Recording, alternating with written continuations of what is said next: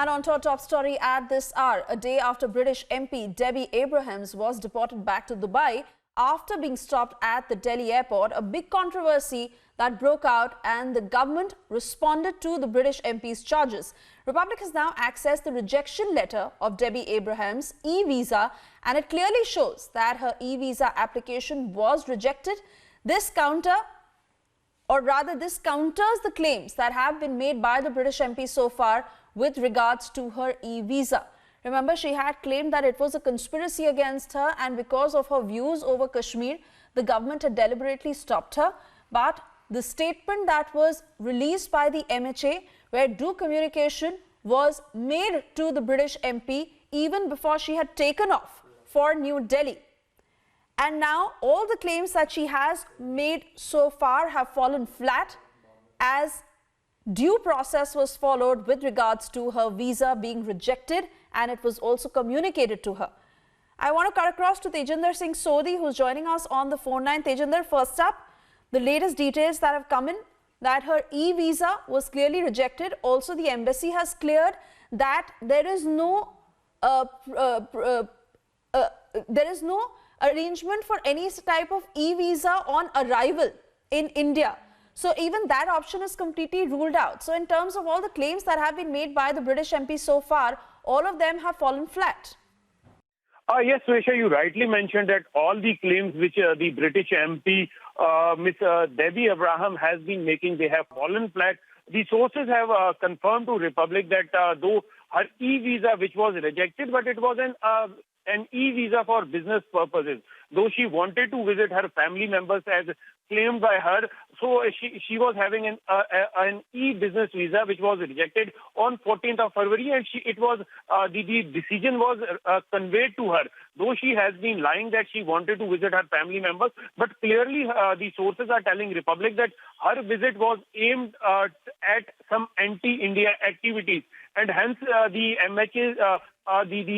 MEA's decision to reject her visa was rightfully conveyed to her well in time. The sources are also telling Republic TV that though Miss Abraham is saying that she was also denied a visa on arrival, but she, being a member of parliament, should also know that India and the United Kingdom does not have any treaty or an agreement of providing visa on arrival to UK citizens. So when she came to India, she was having a rejected visa. The rejection letter was already conveyed to her through the email, though she says that she had no access to her emails, but the government of India is not responsible for her not having access to her emails.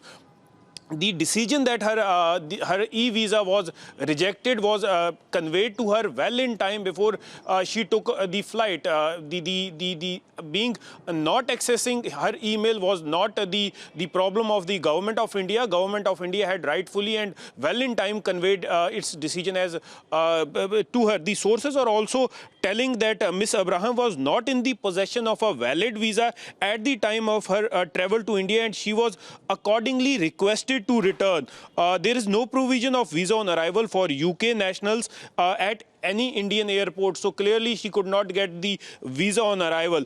Miss Debbie Abraham was issued an e-business visa on 7th of October 2019, which was valid till 5th of October 2020 to attend business meeting. Right. Her e-business visa was revoked on 14th of February 2020 on, yes, Vesha.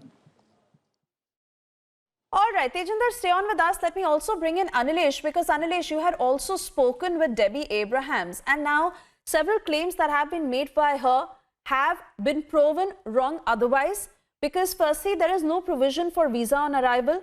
Her visa that was clearly rejected, it was communicated to her by the government and by the authorities, but she was the one who had accepted to Republic TV that she did not check her emails. So in every which way, due procedure was not followed, but she chooses to believe and propagate to the world that it was the intention of the government, and as she quotes it, malicious, that the government denied her visa, which is absolutely not the story.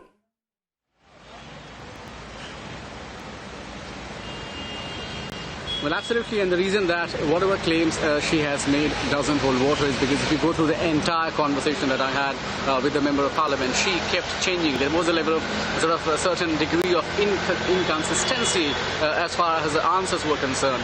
Now, there is also important to note here is, the members of her party have already started, in a way, a social media campaign where they're targeting the government for not giving her the visa, and there is no fact behind it. This is the idea. There is no fact behind it because the government did, follow the proper procedure as far as informing her regarding the status of the visa is concerned. And I'm a little surprised because she's a member of the parliament herself.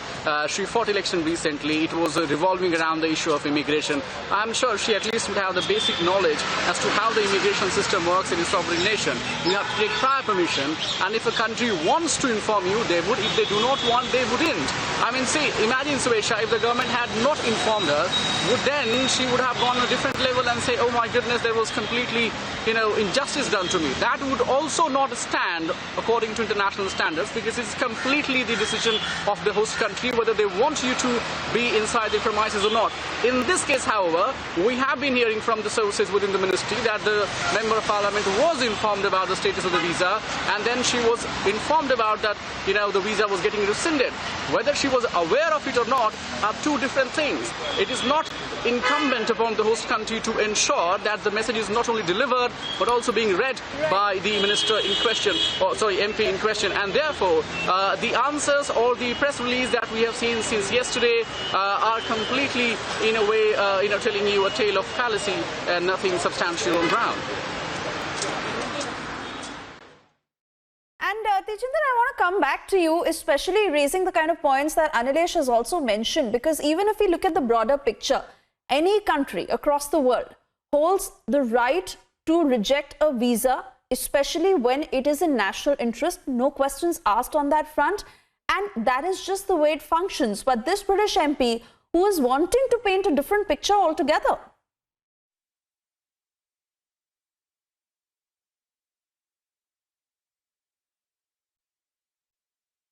Which she is attending on behalf of Pakistan. She's speaking lies about Kashmir. She's speaking lies about various issues which are dear to India. She has been spreading canards about the situation in Kashmir, though she stands exposed time and again. Recently, we saw the member parliament from various European countries visiting Kashmir.